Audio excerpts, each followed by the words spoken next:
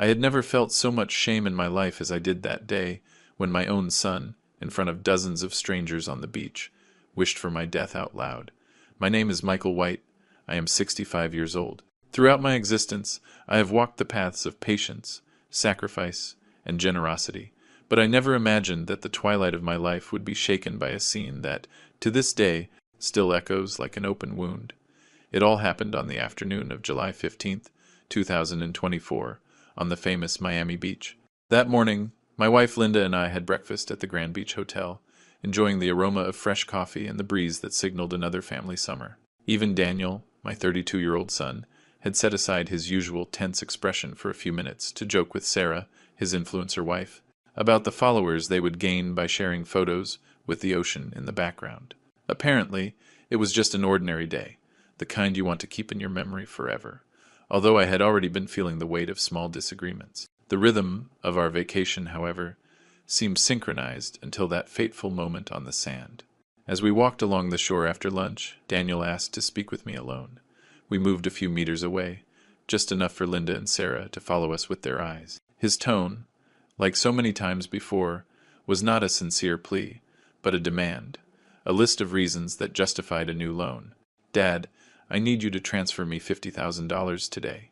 It's to settle a debt and take advantage of an almost guaranteed investment."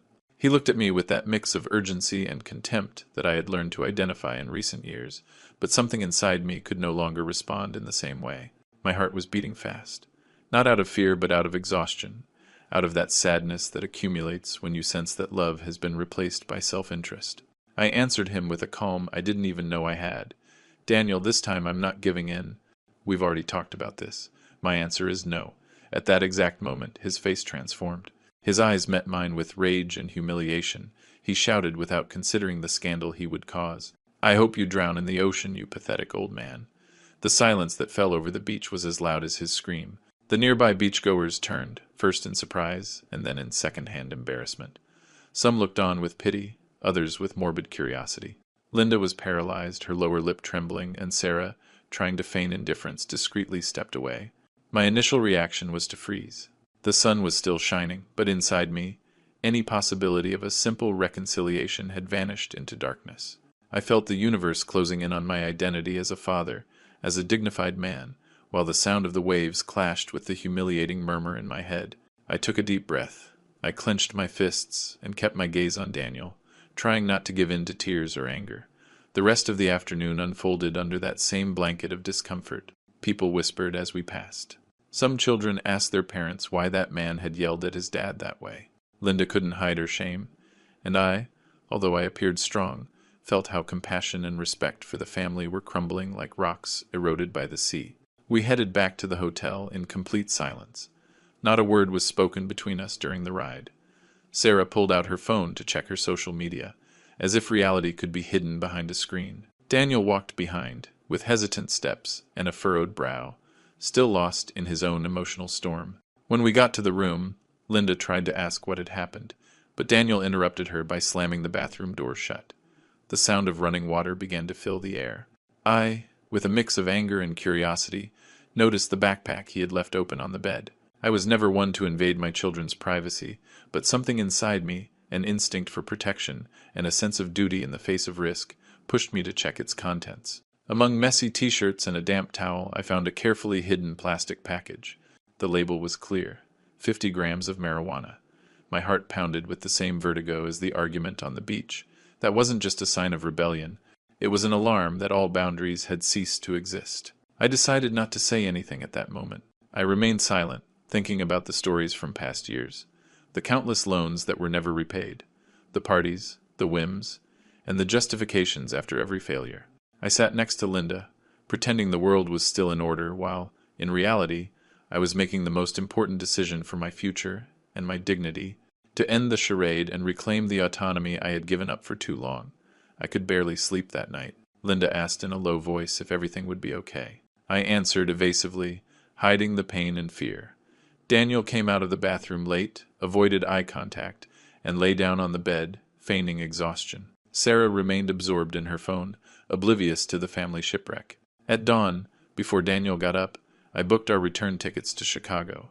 I informed him that the vacation was over, that we had to go back immediately, without offering any explanation. Linda looked at me, surprised. Daniel protested. But my decision was firm and irreversible. As we took the taxi to the airport, I felt my wife's questioning gaze and my son's growing anger.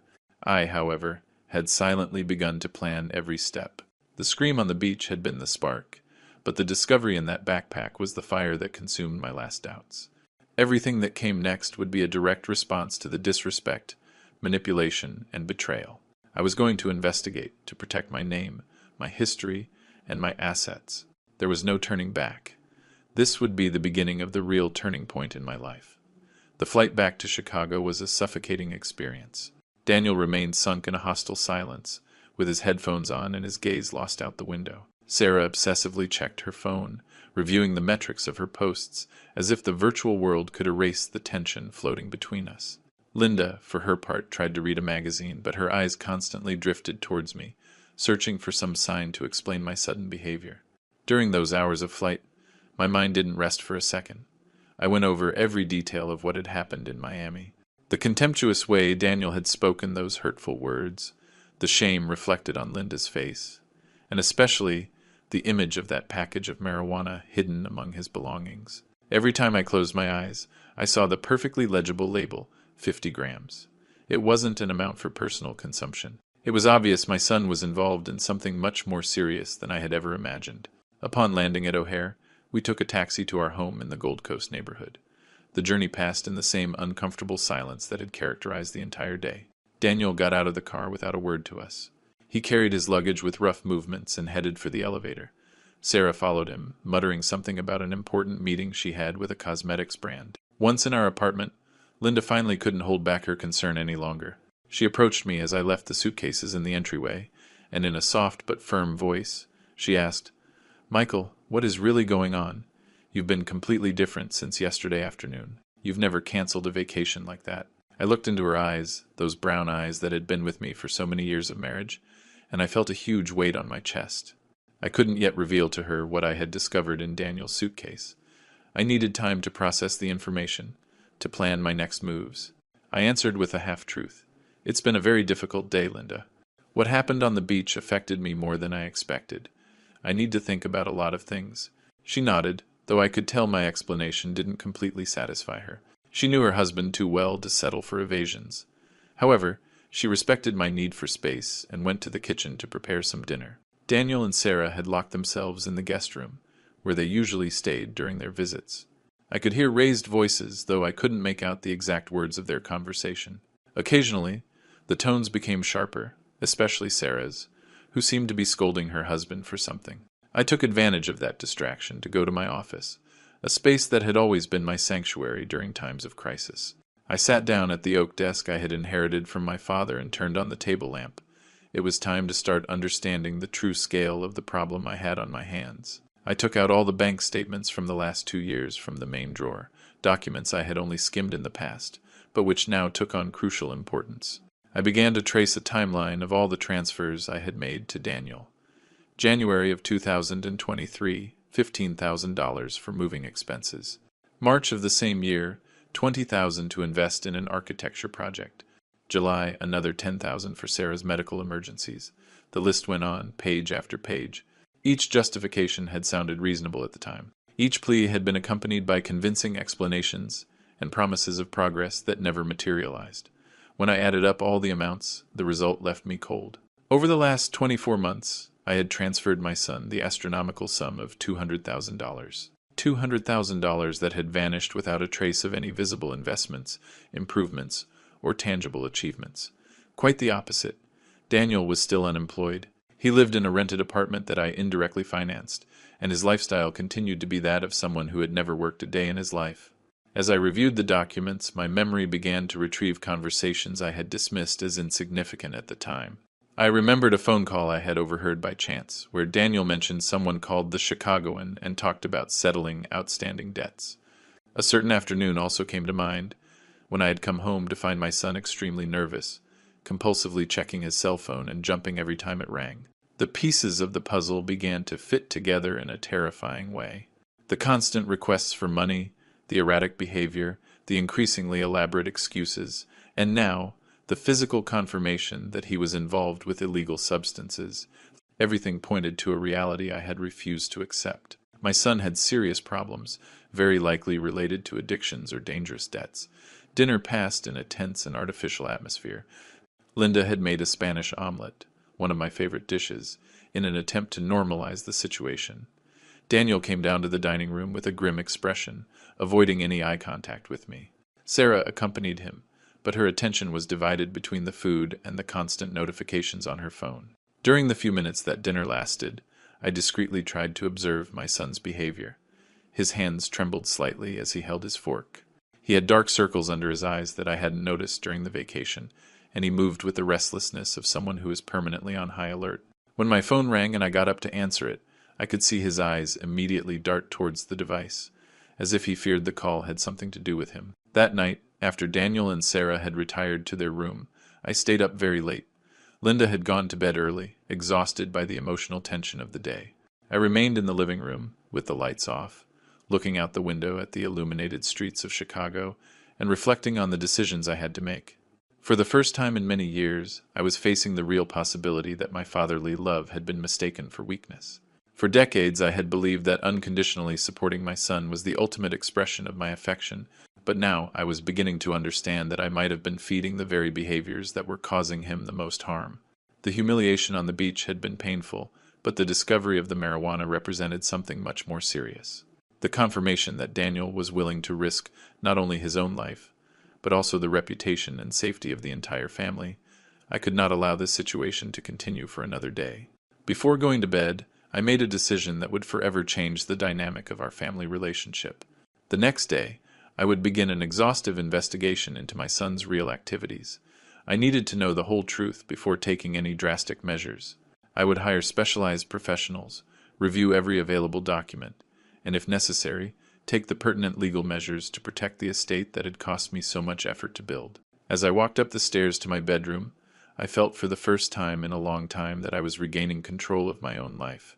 The humiliation of the previous day had been the catalyst I needed to wake up from a prolonged dream of complacency and denial. It was time to act like the man I had been throughout my professional life, decisive, meticulous, and absolutely determined to protect what I valued most. The dawn of July 16th arrived with a mental clarity I hadn't experienced in years. I woke up before Linda, as was my custom, but this time with a completely defined purpose. While she slept peacefully beside me, I had already mentally mapped out every step I would take in the coming hours. I went silently to the kitchen, made a strong coffee, and settled back into my office. The golden morning light filtered through the curtains, illuminating the bank statements I had left, scattered on the desk the night before. Each document represented another piece of the puzzle I was determined to complete. I turned on my laptop and accessed the United Airlines website. For the next 15 minutes, with precise and determined movements, I changed our flight reservations. I canceled the return ticket scheduled for July 22nd and booked 4 seats on the first available flight to Chicago. The decision was made. We would return that very day, with no discussion or negotiation possible. While I was doing this, I heard noises from the upper floor of the hotel suite. Daniel and Sarah were already awake, probably getting ready for another day at the beach that would never happen. Their voices reached me muffled, but I could distinguish a certain irritation in my daughter-in-law's tone, as if she were scolding her husband for something. Linda appeared in the doorway of our suite's small living room, wearing her blue silk robe and her hair in a messy bun. Her eyes reflected the confusion of someone who has slept poorly due to accumulated worries. "Good morning, my love. Were you able to rest?" she asked, coming closer to place a kiss on my forehead. "I slept enough," I replied, closing the laptop lid. "Linda, I have to tell you something important. I've changed our flights. We're going back to Chicago this afternoon." Her expression immediately changed from morning tenderness to absolute bewilderment. She sat on the armchair across from me, crossing her legs and fixing her gaze on my eyes, with that intensity only a wife develops after decades of marriage. "Michael, please, explain to me what's really going on. This isn't normal for you. We've been planning this vacation for months, and suddenly you decide to end it after one day. Does it have to do with the argument yesterday between you and Daniel?" I nodded slowly, carefully choosing my words. I couldn't yet reveal the discovery of the illegal substance in our son's suitcase, but I couldn't continue to completely hide my motivations from her either. Daniel's attitude yesterday crossed every line of family respect. Not only did he humiliate me publicly, but he did it in such a contemptuous way that it made me reflect on many things I've been ignoring for too long. Linda nodded with understanding. She had also witnessed the degrading scene on the beach, and although she hadn't commented on it, I knew it had deeply affected her. I understand you're upset, but don't you think we should try talking to him? Maybe he's going through some problem we don't know about. That's precisely why we need to go back to Chicago. There are things I need to investigate, situations that require my immediate attention. This decision isn't impulsive, Linda. It's necessary. At that moment, we heard footsteps coming down the stairs that connected the 2 floors of our suite. Daniel appeared in the living room, wearing white linen shorts and a polo shirt I had given him the previous year. He looked like someone who had spent a restless night, with pronounced dark circles and disheveled hair. "Good morning," he muttered, heading straight for the small kitchen without making eye contact with either of us. "Daniel," I said in a firm but controlled voice, "I need to inform you that we've changed our plans. We're returning to Chicago this afternoon." He stopped dead in his tracks, his hand already reaching for the coffee maker. He slowly turned to look at me, and in his eyes I could perceive a mix of surprise, irritation, and something I could only describe as guilty relief. "What do you mean we're going back? We still have 6 days of vacation left. This is about yesterday, isn't it? Because if so, I think it's a completely disproportionate reaction." His tone was defensive, but it lacked the aggression he had shown on the beach. It was as if overnight he had processed the consequences of his behavior and was now trying to minimize the damage. "It's not a reaction, Daniel. It's a considered decision. I have urgent business to attend to in Chicago, and I believe this vacation has served its purpose." "What business?" "Your schedule was completely free until the end of July. I know because Mom told me when we organized this trip." Linda looked back and forth between us, like an unwilling spectator in a verbal duel whose rules she didn't fully understand. Sarah had appeared at the top of the stairs, dressed in a designer bikini and a silk cover-up, clearly ready for another photo shoot on the beach. "My business is private," I replied dryly. "The flight leaves at 6 p.m. I suggest you start packing your bags." Daniel opened his mouth to protest, but something in my expression must have told him that any argument would be useless. Throughout his life, he had learned to recognize when my patience had reached its absolute limit. "Fine," he finally muttered, "but I want you to know that I think this is unfair. One argument doesn't justify ruining the whole family's vacation." "One argument?" I repeated slowly, savoring each syllable. "Is that how you define the spectacle you put on yesterday? A simple argument?" The silence that followed was so thick it seemed to have physical weight. Sarah came down the rest of the stairs and approached her husband, placing a hand on his shoulder in a gesture of support that I found particularly irritating. "Well, if it's already decided, we'd better start packing," she said with a forced smile.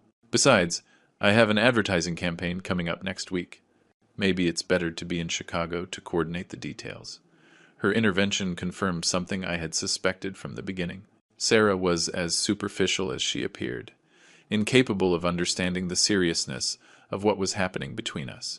For her, everything was reduced to minor inconveniences in her influencer's schedule. Over the next few hours, as each of us packed our belongings, I kept a discreet but constant watch on Daniel's activities. I watched him obsessively check his cell phone, how he stored certain items in specific compartments of his suitcase, and especially how he made sure to lock his carry-on bag. The journey to the airport was tense and silent. Our taxi drove through the sunny streets of Miami while I contemplated the coastal landscape that I might not visit again for a long time. Not because I couldn't afford it financially, but because this experience had irremediably stained my memories of this place. At the airport, while we waited in the departure lounge, Daniel tried to approach me several times. His attempts were hesitant, as if he were looking for the perfect moment to apologize or justify himself. However, I maintained a physical and emotional distance that discouraged any attempt at conversation. During the flight back, my mind was working at high speed. I had made the decision to drastically cut the vacation short, but that was just the first move in a much broader strategy that I would begin to implement as soon as we arrived in Chicago. As I gazed at the clouds from the airplane window, I mentally reviewed the list of professional contacts I would need to activate in the coming days. Lawyers specializing in family law, private investigators, forensic accountants, financial advisors.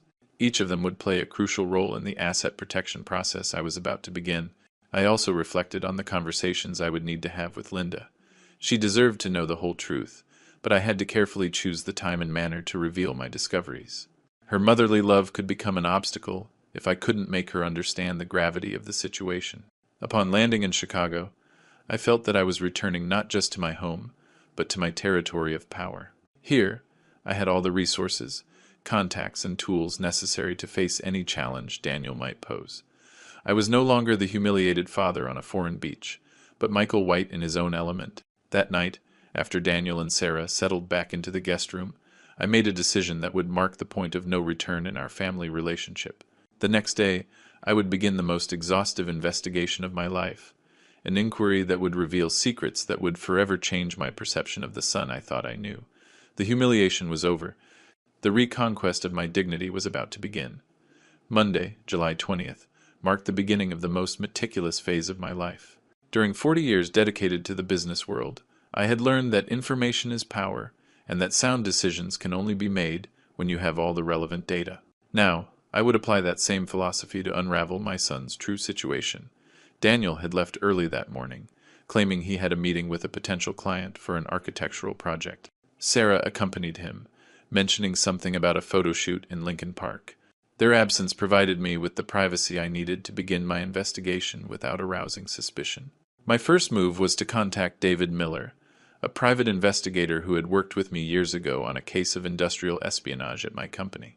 David had an impeccable reputation in Chicago, as discreet as a shadow and as effective as a scalpel. His office was located in a discreet building on Michigan Avenue, perfectly integrated among law firms and financial consultancies. Mr. White, he greeted me with his characteristic restrained smile when he received me in his office. It's been a few years since our last collaboration. I hope everything is going well in your life. Actually, David, I need your services for an extremely delicate family matter. It's about my son, Daniel White. I need to know all the details about his activities, contacts, financial movements, and especially any information related to possible debts or irregular financial commitments. David took notes meticulously as I provided him with all of Daniel's personal data: social security number, current address, vehicle license plates, phone numbers, social media accounts, and any other information that could facilitate the investigation. Is there a specific period I should focus on? The investigator asked. The last 24 months, although if you find evidence of suspicious activities in earlier periods, I'm interested in that as well. And, David, this matter requires the utmost discretion. No information can be leaked to third parties. Of course, Mr. White, I perfectly understand the sensitivity of the case. What is your budget for this investigation? Money is not a limiting factor. I need complete and truthful results, regardless of the cost. We agreed that David would give me a preliminary report in a week and a complete file in 15 days. We also established a secure communication system. He would contact me only through a secondary cell phone that I bought specifically for this purpose. My next stop was the office of Michael Anderson, my trusted lawyer for over a decade. Michael had handled the incorporation of my companies, several commercial litigations, and was perfectly familiar with the structure of my family assets. His office occupied an entire floor in an elegant building on a street overlooking Lincoln Park. Michael, good to see you, he greeted me with a firm handshake. Although from your expression I suspect this is not a social visit. Indeed, Michael. I need to urgently review all documents related to my will, the corporate structure of my companies, and especially any legal mechanism that can protect my assets against possible future claims or manipulations. Michael raised his eyebrows, clearly intrigued by the nature of my request. In our years of professional relationship, I had never shown concern for these types of defensive protections. Have you received any specific threats? Is there a particular risk I should know about? Let's just say I've begun to reconsider certain aspects of my estate planning. I want to make sure my decisions are irreversible and that no one can question my mental capacity to make them. The words mental capacity echoed in the office like an alarm bell. Michael leaned forward, adopting that concentrated posture that characterized his moments of maximum professional attention. Michael, has anyone suggested that you might have capacity issues? Because if so, we need to take preventive measures immediately. No one has suggested anything yet, but I want to be prepared for any eventuality. I also need information on judicial guardianship proceedings. I want to know exactly what steps someone must follow to request another person's incapacitation. Michael took extensive notes as we discussed different scenarios and protection mechanisms. We agreed to schedule a preventive psychological evaluation with a recognized specialist, establish a witness protocol for any important decisions I would make in the future, and review the structure of my will to include specific clauses against possible challenges. In the following days, while I waited for the results of David's investigation, I decided to conduct my own preliminary inquiry. I began by meticulously reviewing all the bank movements of the accounts from which I had transferred money to Daniel over the past few years. The pattern that emerged from this analysis was both revealing and disturbing. My son's requests for money followed a predictable cycle, periods of relative calm followed by urgent requests for increasingly larger amounts. January 2023, $15,000. March, $20,000. July, $10,000. October, $25,000, and so on, with a progressive escalation culminating in the $50,000 he had requested in Miami. But the most disturbing thing was not the total amount transferred, but the nature of the justifications. Each request came with a perfectly constructed story: real estate investments that never materialized, professional projects that never started, medical emergencies that left no trace in hospital records. My son had become an expert storyteller of financial fictions. On Thursday, July 24th, David contacted me on the secure phone. His voice sounded tense, as if he had discovered information he would rather not have to communicate. "Mr. White, we need to meet urgently. I've found information that requires your immediate attention."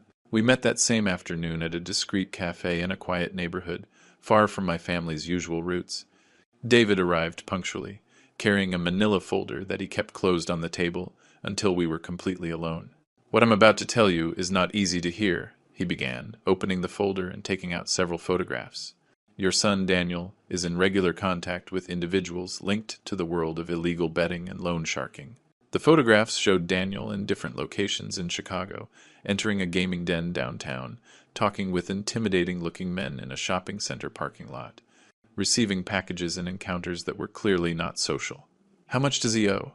I asked, although a part of me already feared the answer. According to my sources, the debt amounts to $180,000. Most of it corresponds to losses in online gaming and sports betting, but there's also a significant amount related to emergency loans at usurious interest rates, $180,000, a figure that surpassed even my worst estimates. All the money I had transferred to him over the past years had gone directly to feeding a destructive addiction that he had hidden with diabolical skill. "There's more," David continued, taking out other documents. "We have documented at least 5 meetings in the last month with an individual known as the Chicagoan, who handles aggressive collection operations for several groups of lenders. Your son is under extreme pressure to settle his debts. And the substance I found in his luggage? That's another source of income. He sells small amounts of marijuana in high-class social circles. He's not a major dealer, but he uses those profits to keep the most immediate threats at bay." The puzzle was finally complete. My son was not simply an irresponsible young man with money problems. He was a desperate gambling addict, involved in illegal activities, pursued by violent collectors, and willing to lie, manipulate, and humiliate his own family to obtain the resources he needed to survive another day.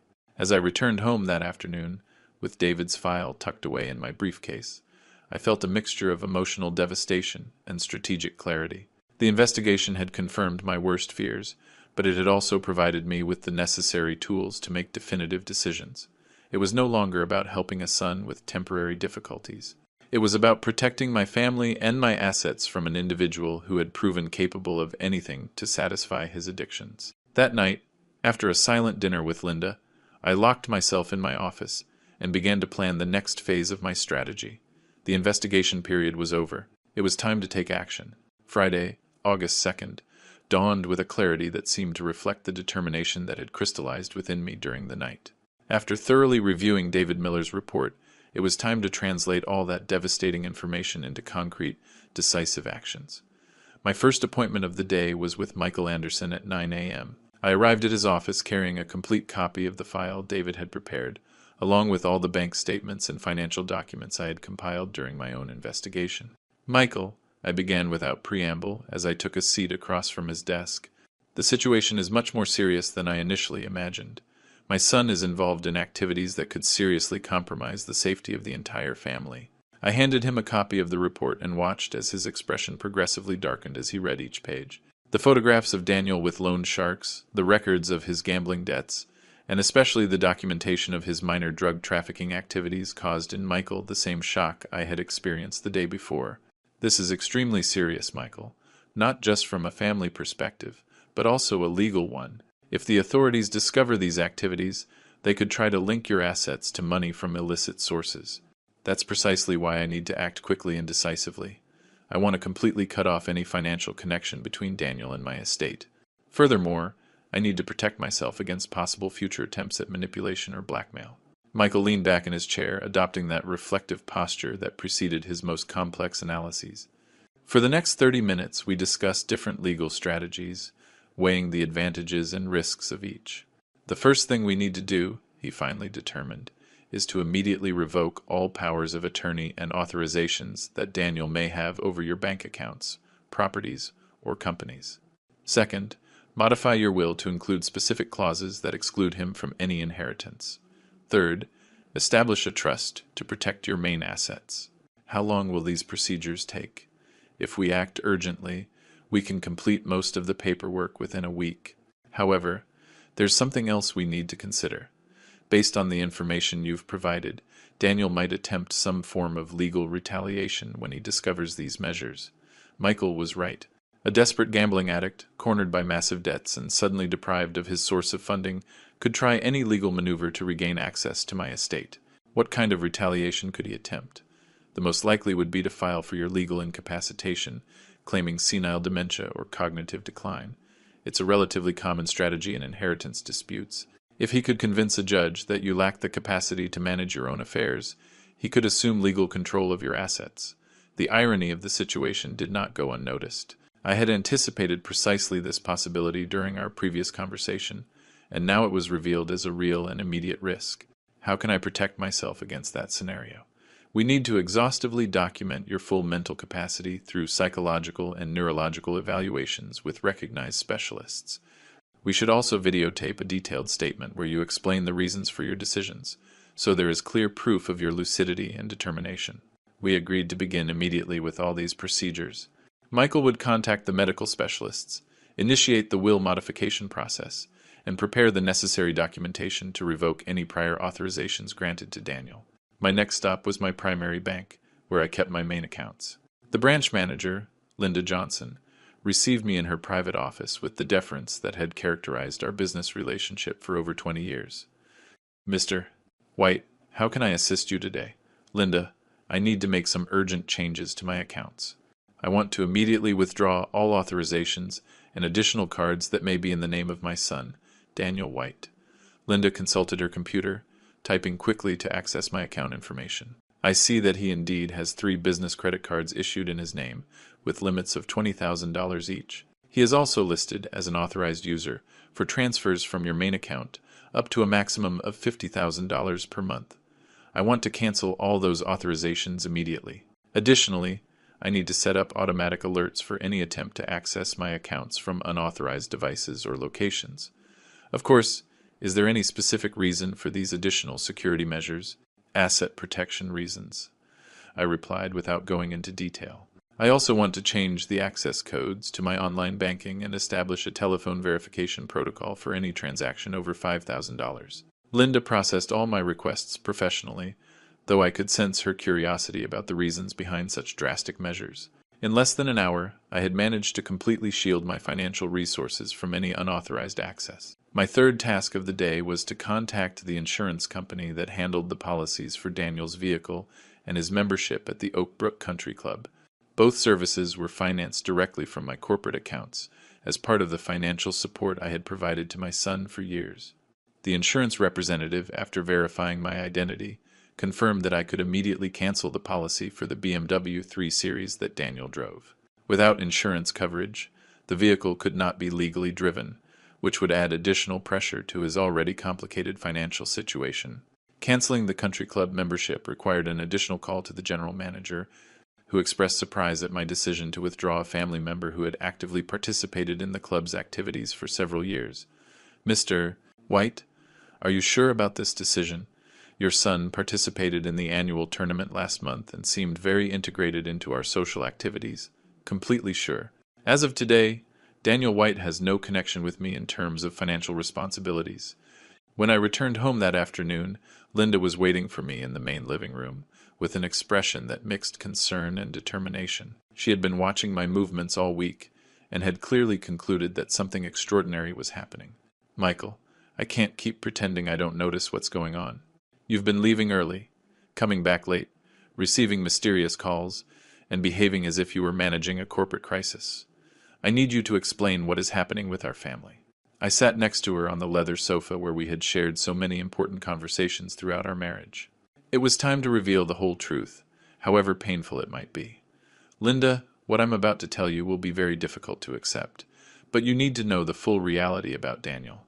Over the next hour, I showed her David Miller's report, the bank statements documenting the massive transfers, and the photographs that evidenced our son's illegal activities. I watched her face transition from disbelief to devastation, and finally, to a quiet resolve that I recognized as the moment a mother accepts she must protect her family, even from her own son. "How long have you suspected all this?" she finally asked in a broken voice. The signs had been accumulating for months, but the confirmation came with the incident in Miami and the discovery of the marijuana in his luggage. Linda nodded slowly, processing all the information. During our years of marriage, she had learned to trust my judgment on important decisions, and although this situation challenged all her maternal instincts, she understood the necessity of the measures I had begun to implement. "What's next?" she asked. "Tomorrow, we will complete all the legal procedures. Michael will have the will modification documents ready, and we will have established a complete shield for our assets. After that, it will be time to confront Daniel directly with all this information." That night, after Daniel and Sarah returned from another of their late-night outings, Linda and I stayed up very late, discussing the details of the strategy we would implement in the coming days. For the first time in weeks, I felt I was not facing this crisis alone. Linda, after the initial shock, had shown the same strength that had characterized her through all the difficulties we had overcome together over the years. The following Monday would be the day of the final confrontation. All preparations would be complete, all protections implemented, and all documents signed. Daniel would discover that the father he had publicly humiliated and financially abused for years had finally decided to protect his dignity and his estate with the same determination that had characterized his entire professional life. The reconquest of my family authority was about to reach its climax. Monday dawned grim, setting a mood of unease in the home. The anguish had given way to methodical calculation, to the cautious deployment of all my experience as a businessman and head of the family. The legal strategy, carefully crafted in the preceding days, was ready to be executed. Everything depended on each move being made at the right time and in the right way. Michael Anderson arrived at the house at 10 a.m., carrying a black leather folder containing the documents prepared to shield my assets. His expertise was as reassuring as it was implacable. There was no room for error or concessions. After the formal greetings, we settled in my office and began the detailed review. "Michael, here you have the formal modification of your will, with the express exclusion of Daniel as a direct beneficiary of the inheritance. I have also prepared the notarized revocations of all powers of attorney that could give him access to your assets, and the establishment of an irrevocable trust over your primary residence, investment accounts, and the family company," Michael explained, laying out the documents before me. I signed each page with the firmness of someone who knows they are safeguarding the result of a lifetime of sacrifices. Simultaneously, a video recording was made. Sitting in front of the notary's camera, I explained the reasons for these decisions in a clear and concise speech, demonstrating full capacity of judgment and will. Michael took care of delivering copies of everything to the various public registries and banks involved. 2 hours later, the new asset structure was already a legal wall against any attempt at manipulation or judicial assault. At noon, I received a call from David Miller. The private investigator had concluded his collection of evidence regarding the forgery of signatures on bank documents, as well as other irregularities committed by Daniel. The methods were conclusive. Fingerprints, access records, recordings in offices, and security cameras showed how my son had used old powers of attorney to withdraw significant sums without direct authorization. One of the documents presented by David was particularly serious. A loan contract issued in Daniel's name but signed with my forged signature. The document had been used to obtain a $20,000 advance from a financial institution, which, in the event of non-payment, threatened to seize a vehicle in my name. David provided me with the complete file, along with a recommendation to take these elements directly to the Chicago Police Department. This would ensure a criminal case for document forgery and misappropriation of funds. I consulted Michael again. Should I proceed legally, or is it better to seek a direct family confrontation first? I asked, aware that the legal consequences would be very severe. My advice is to confront him personally first. Give him the opportunity to be held accountable and avoid further complications. If he tries to manipulate or deny the facts, he will know that criminal charges are ready to be filed. Thus, the decision will be entirely his, the lawyer replied, with that professional equanimity that only experts in family crises show. We called a meeting at home for that same afternoon, also inviting Linda and Sarah. The atmosphere beforehand was tense. Linda remained serious and reserved, while Sarah insistently asked about the reason for the meeting. Daniel arrived somewhat nervous, his gaze fixed on the floor, anticipating that something unusual was about to happen. We settled in the main living room. On the table, I arranged the bank files, the investigator's dossier, and the notarial documents I had just signed. I asked everyone to sit down and be silent. That moment required total seriousness. Daniel, I began, over the past 2 years you have received transfers of over $200,000 under various pretexts. I now have proof that you lied about the destination of those funds, using them for illegal betting and illicit activities. Here is photographic evidence, bank records, and forged contracts that prove it. My son swallowed hard, a drop of sweat trickling down his forehead. Linda covered her mouth with her hand, barely holding back tears. Sarah tensed her jaw, clearly surprised by the unexpected turn of events. Furthermore, here is the proof that you forged my signature to apply for loans. All of these acts constitute serious criminal offenses. The police will be informed if you do not cooperate immediately in returning the funds and completely renouncing any claim on my estate. Daniel tried to mumble an excuse, but Michael interrupted him without raising his voice. You have the opportunity to avoid harsher legal consequences. Everything will depend on your decision here and now. Silence filled the room. Sarah physically moved away from Daniel, while Linda sobbed discreetly. I remained firm, determined not to let guilt or pity weaken my position. The conditions are simple, I continued. Hand over all documents, assets, and profits obtained illegally. Sign a notarized renunciation of any claim on my inheritance, and begin a formal process to treat your addiction. Any attempt to deny the facts or seek retaliation will be met with immediate legal action. Daniel remained silent for what seemed like an eternity, his face a mixture of anger, shame, and fear. He knew he had never faced a barrier of this nature in his life, and that this time he was completely cornered. Michael handed him the papers. The decision is yours, and time is limited, he murmured. An emotional storm swept through the room. Linda finally lifted her head and murmured, Michael, as difficult as it is, we should have reached this point a long time ago. There was no turning back. The legal counterattack was underway, and in the battle for my dignity, every piece on the board had been placed without error or hesitation. My son's future, and that of my family, depended on what happened in the next few minutes. The minutes following my ultimatum passed in a silence that seemed to thicken the air in the living room. Daniel remained motionless, his gaze fixed on the documents scattered on the table, as if he could find some miraculous escape from the situation he himself had created. His hands trembled slightly, and I could see his breathing had become irregular. Finally, he lifted his head and looked me directly in the eye for the first time in the entire meeting. In his expression, I recognized something I hadn't seen since his childhood, genuine vulnerability stripped of the arrogance and contempt that had characterized our recent interactions. Dad, he muttered in a hoarse voice, I know I've made serious mistakes, but things aren't exactly as you present them. The debts are real, but there are circumstances you don't understand. Michael intervened before I could respond. Daniel, this is not the time for justifications. The documents are clear, the evidence irrefutable. Your father is offering you a chance to resolve this without criminal consequences. I suggest you consider it seriously. Sarah, who until that moment had remained in silent shock, suddenly exploded. $180,000 in gambling debts? Selling drugs? What kind of nightmare have you dragged me into, Daniel? She stood up abruptly from the sofa, walking towards the window as she put her hands to her head. Her reaction confirmed something I had suspected. She was completely unaware of the true extent of her husband's problems. Sarah, Daniel began, but she cut him off with a dismissive gesture.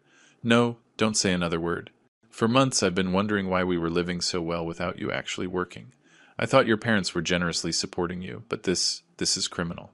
Linda, who had been crying silently, finally found her voice. Daniel, my son, how did you get to this point? When did all this start? My son turned to his mother, and for a moment I thought I saw a glimmer of the boy he once was. But when he began to speak, it was clear that even at this critical moment, he was still trying to manipulate the situation. Mom, it all started 3 years ago when I lost my job at the architecture firm. I felt desperate, useless. I started betting small amounts, just to feel some excitement. At first, I was winning, and thought it could be a temporary way to generate income while I found another job. But you never looked for another job, I reminded him harshly. I checked your tax returns. You haven't had any declared work income in over 4 years. Daniel lowered his head, trapped in his own lie. The betting became more frequent. When I lost, I bet more to win it back. It's a vicious cycle, Dad. A sickness.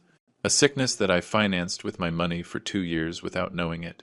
I responded without compassion. A sickness that led you to forge my signature and sell drugs. The loan sharks threatened me. I had no other choice. Michael leaned forward. Daniel, we understand you may be under pressure, but that doesn't justify criminal activities. Your father could have reported you directly to the police. The fact that we are here talking shows that there is still a will to resolve this as a family. For the next 30 minutes, Daniel alternated between attempts at justification, emotional pleas directed especially at Linda, and moments of silence where he seemed to be calculating his options. It was clear he was struggling internally between accepting the consequences of his actions or finding some way to maintain access to the family's resources. The pressure from the loan sharks was real. That became clear when his cell phone rang 3 times during our conversation. Each time he looked at the screen, his face grew darker. On the 3rd occasion, he decided to answer, I can't talk right now. Yes, I know. I need more time. A week, please. He hung up with trembling hands and looked at us with a desperate expression. I have until Friday to deliver $50,000, or they're going to take more drastic measures. What kind of measures? Linda asked, alarmed. They threatened to come here, to this house. They said if they can't collect from me, they'll find a way to collect from the family. A chill ran down my spine. Not only had my son compromised his own safety, but he had put the physical integrity of the entire family at risk. This revelation transformed my anger into something much more dangerous. Absolute determination. Daniel, I said in a sharp voice, you have just confirmed why these measures are not only necessary but urgent. I will not allow your decisions to endanger your mother. Michael took notes quickly. This constitutes a criminal threat. We can request police protection and expedite all legal proceedings. Sarah, who had been listening from the window, turned to us with an expression of total disbelief. Loan sharks threatening the family? Drugs? Forgery of documents? I can't be a part of this anymore. She walked towards Daniel with determined steps. I'm going to get my things. When I leave this house, I don't ever want to see you again. Sarah, please. We can work this out, Daniel pleaded, but she had already left the living room. The sound of her footsteps going up the stairs to the guest room echoed like a sentence. In less than 20 minutes, he had lost his wife, and from the look on his face, he was finally beginning to understand the magnitude of the consequences that were coming. Dad, he murmured, adopting a tone he hadn't used with me in years. I know I've destroyed everything, but if you help me this one last time, I promise I'll change. I'll seek professional help. I'll stay away from betting. I'll do whatever it takes. It's no longer about promises, Daniel. It's about facts, and the facts show that for 2 years you have lied, stolen, and manipulated. No promise can erase that reality. Michael checked his watch. Daniel, the offer is still on the table, but time is running out. Your father needs a definitive answer. Linda approached her son and took his hands in hers. Son, accept the conditions. It's the only way you can start to rebuild your life, and the only way we can help you without destroying ourselves in the process. Daniel looked at his mother, then at me, then at Michael, and finally at the documents on the table. The weight of reality finally seemed to be sinking into his consciousness. There were no more escape maneuvers, no credible justifications, no alternative sources of funding. If I accept, he asked in a barely audible voice, what guarantee do I have that you won't report me afterwards? You have my word, I replied, but only if you fully comply with all the terms of the agreement. Any violation, no matter how small, will immediately trigger criminal proceedings. Daniel closed his eyes, took a deep breath, and when he opened them, I could see that something fundamental had changed within him. The mask of arrogance had completely disappeared, finally revealing the desperate man who had always been hidden underneath. I need time to process this," he murmured. Give me until tomorrow to decide." "You have until 10 in the morning," I replied without hesitation.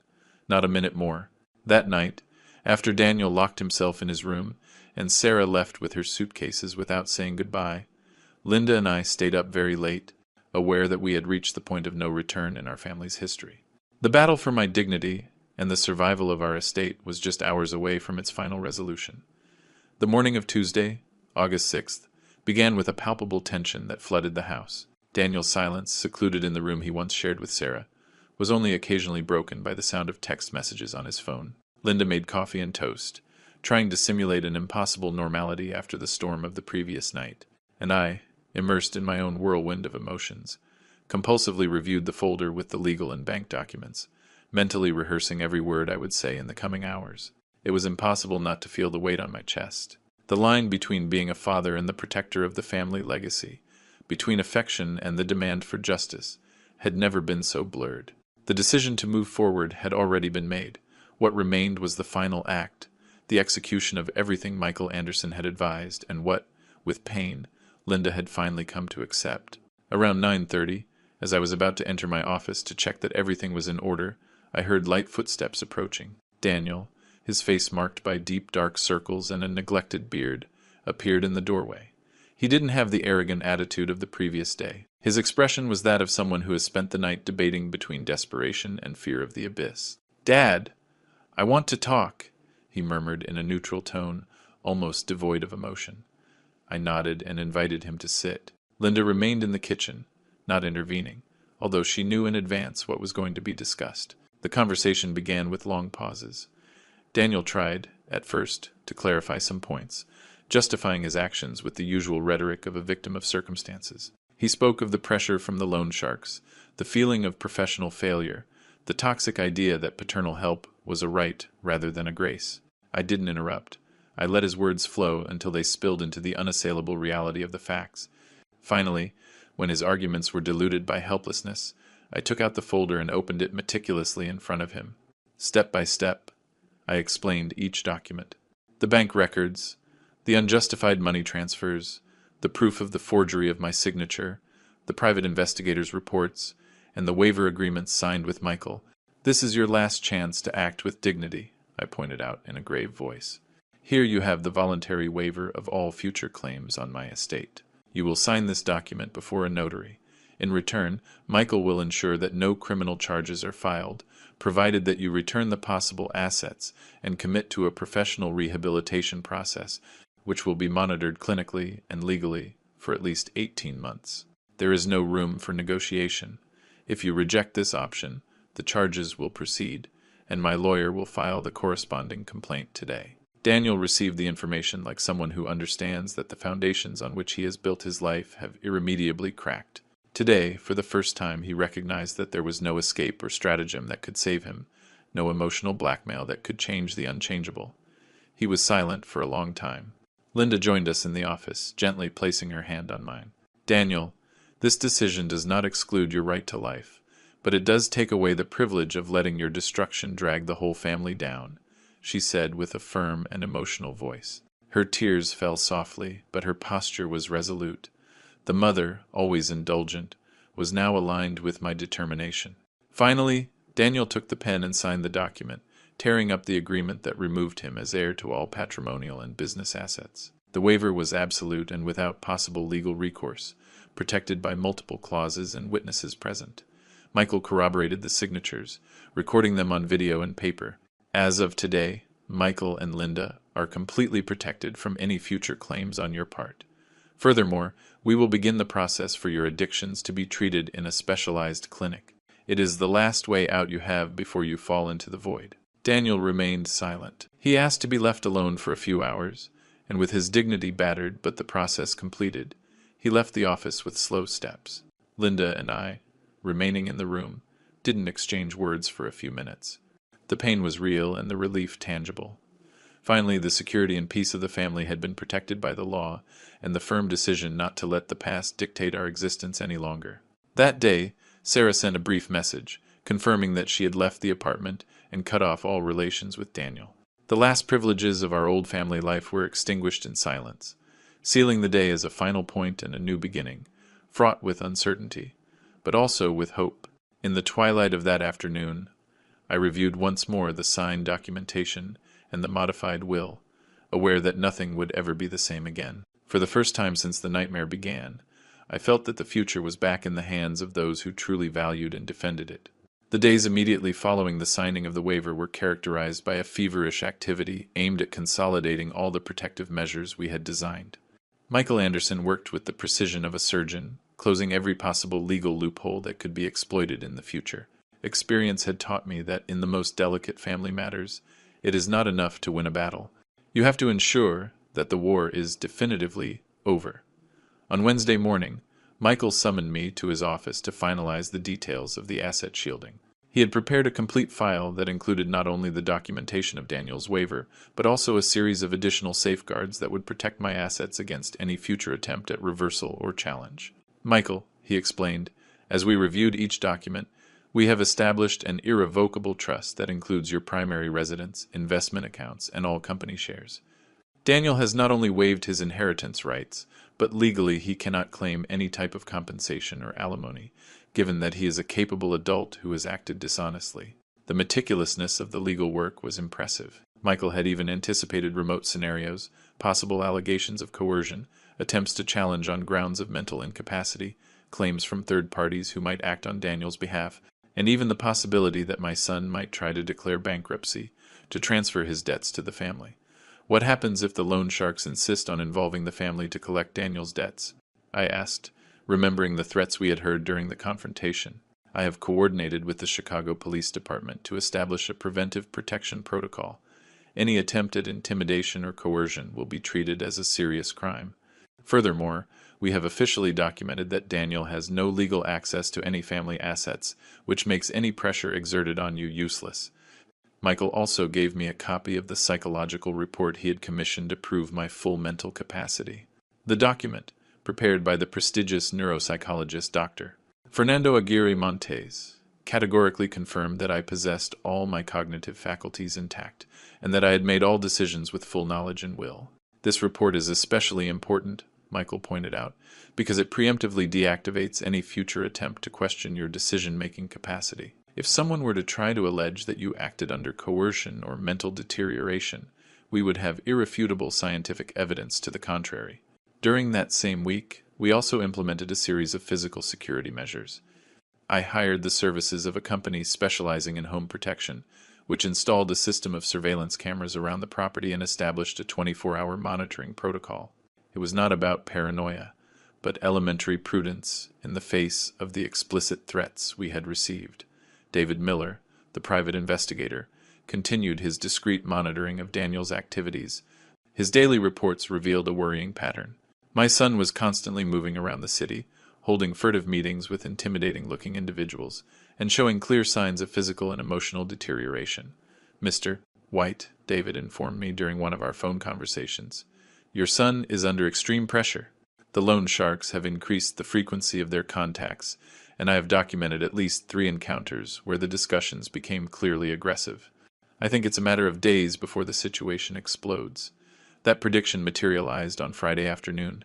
Linda and I were having a quiet dinner when the doorbell rang insistently and for a long time. Through the intercom system, I could see 3 menacing-looking men standing in front of the main door. One of them, whom we would later identify as the Chicagoan, spoke directly into the camera. Mr. White, we need to talk to you about your son's debt. We know you're in there. I immediately activated the security protocol we had established. First, I called the surveillance company, which dispatched a private security patrol. Second, I contacted the Chicago Police Department, reporting the previous threats and the presence of suspicious individuals. Third, I recorded the entire interaction through the video surveillance system. The men remained in front of the door for about 15 minutes, alternating between veiled threats and attempts at persuasion. Your son owes us money, and we know you have enough resources to resolve this. We don't want trouble, but we're not leaving empty-handed either."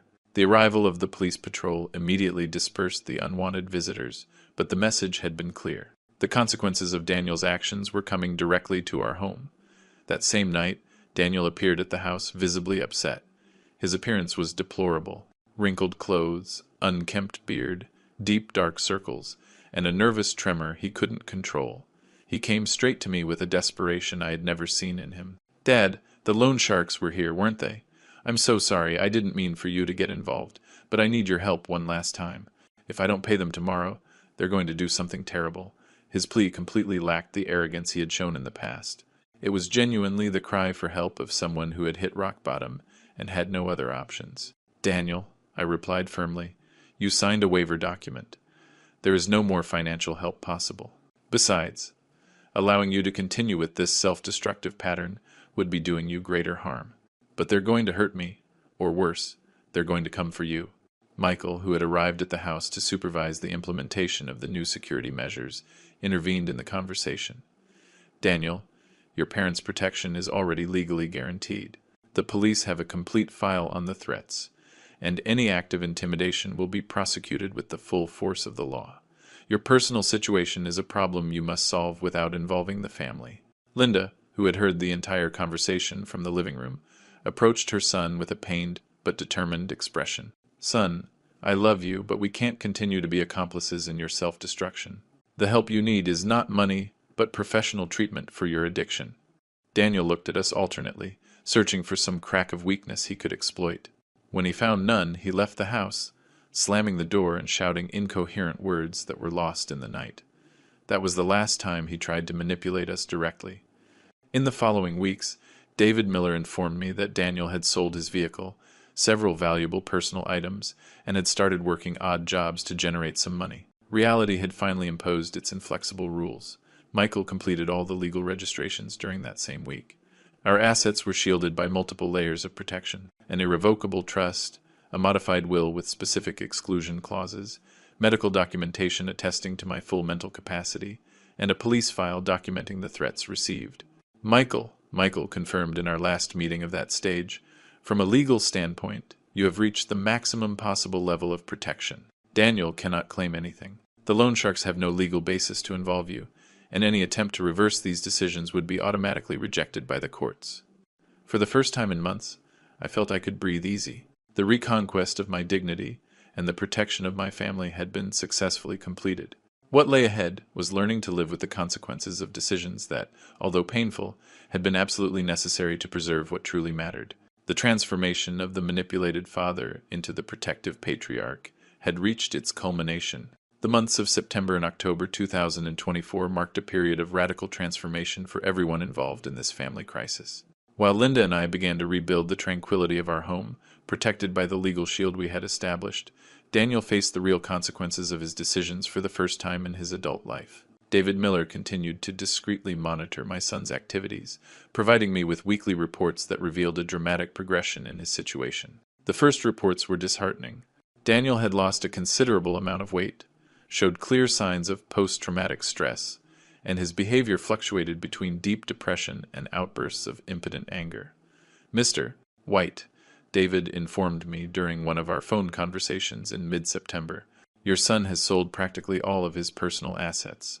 The BMW was sold for $20,000, well below its real value, obviously out of an urgent need for cash.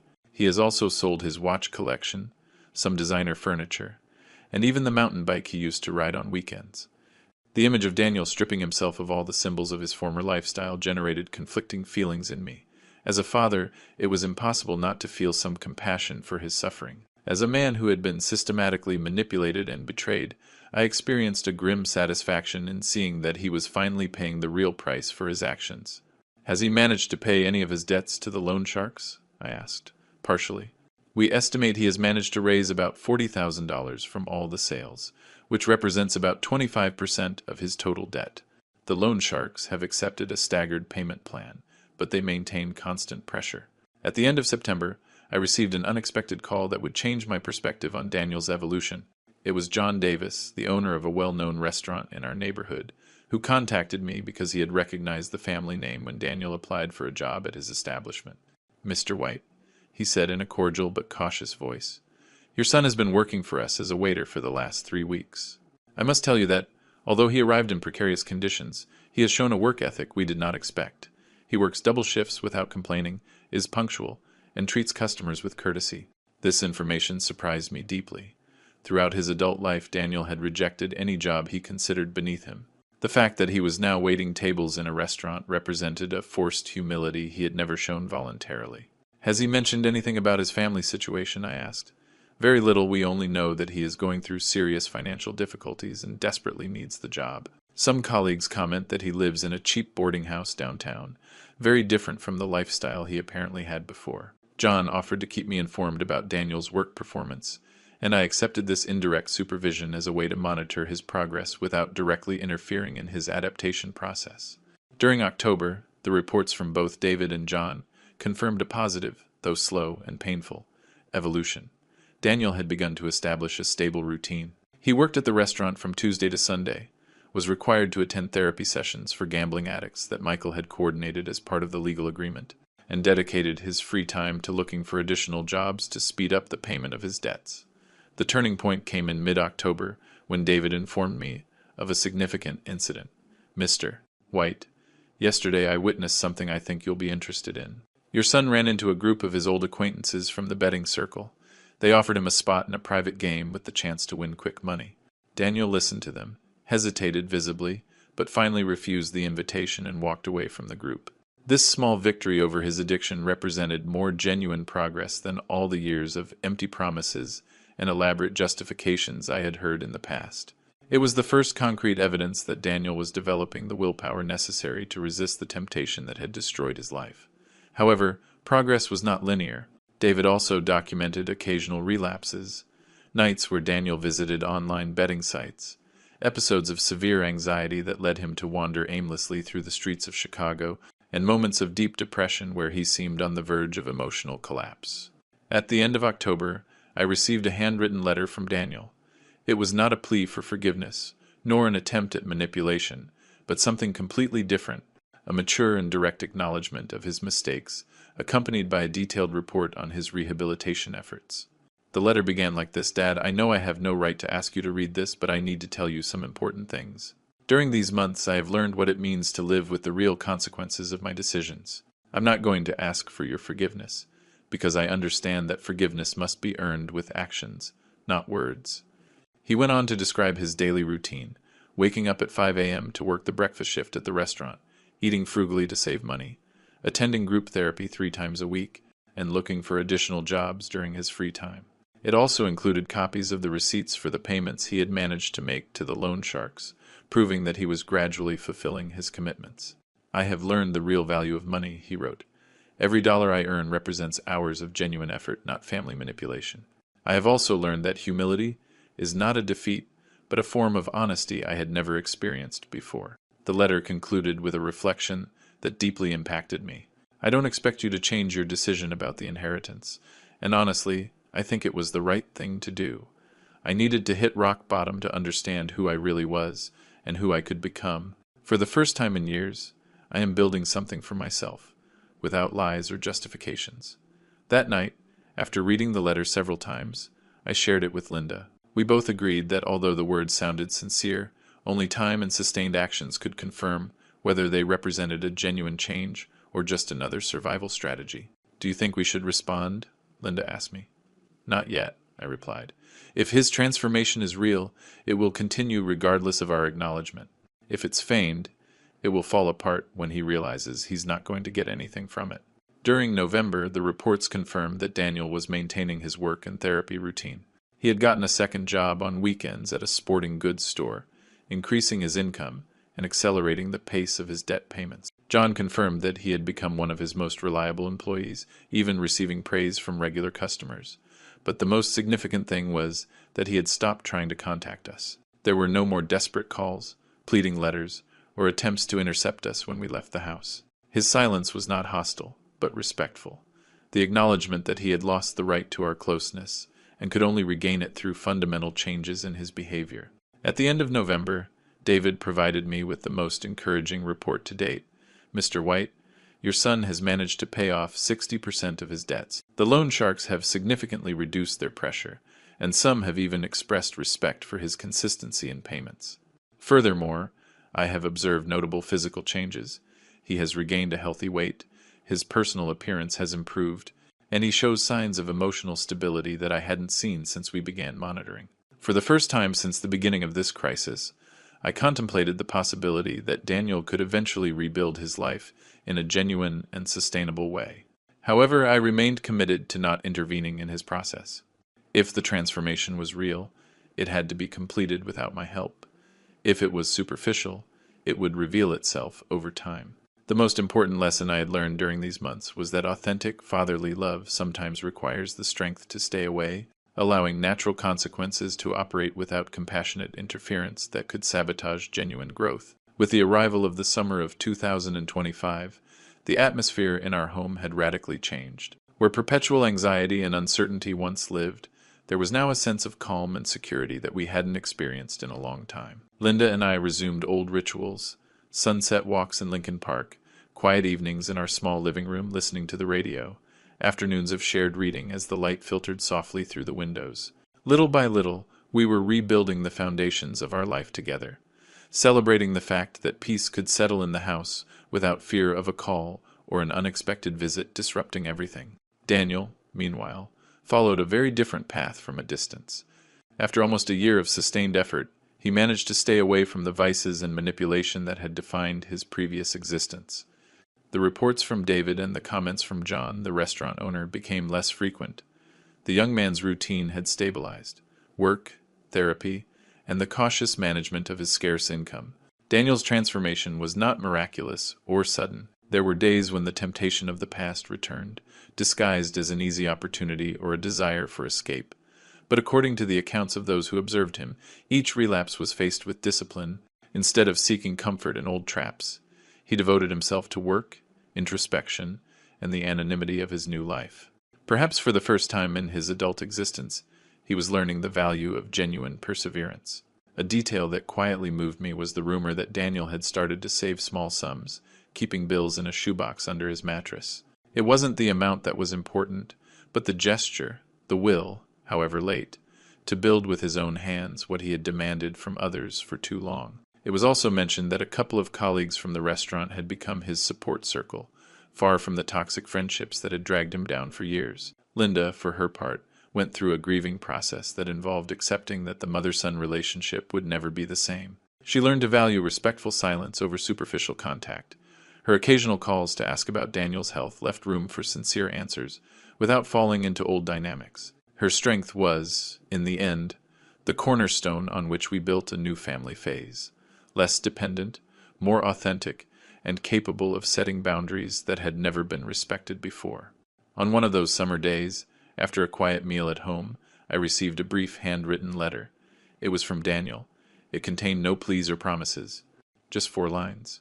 "Dad, I know I can never make up for what I did, but I want you to know that I am building my life with honesty. I don't expect anything from you. I just wanted you to have this certainty." I folded the letter and placed it in a drawer without replying. The message required no words. Its value lay in the autonomy and the gesture of respect. Looking back, I understood that the journey we had undertaken as a family was not just a process of asset protection, nor a clash of wills. It was, above all, a chronicle of learning about dignity, fatherhood, and the possibility of establishing new balances when all seems lost. The wound took a long time to heal, but now it was just a mark that reminded me of the lessons learned. My assets remained protected, my marriage strengthened, and my spirit finally at peace. From Daniel, the only thing I could hope for was that he would make his new life his own work, without depending on the easy refuge he would have once sought in us. Defending my dignity and autonomy so firmly not only saved our future, but it taught everyone involved that sometimes true love means letting each person face their own storms. Respecting that process was the greatest act of respect and justice I could offer. If you liked this story, give the video a like, subscribe to the channel, and share your thoughts in the comments. To hear the next story, click on the box on the left. Thanks for watching.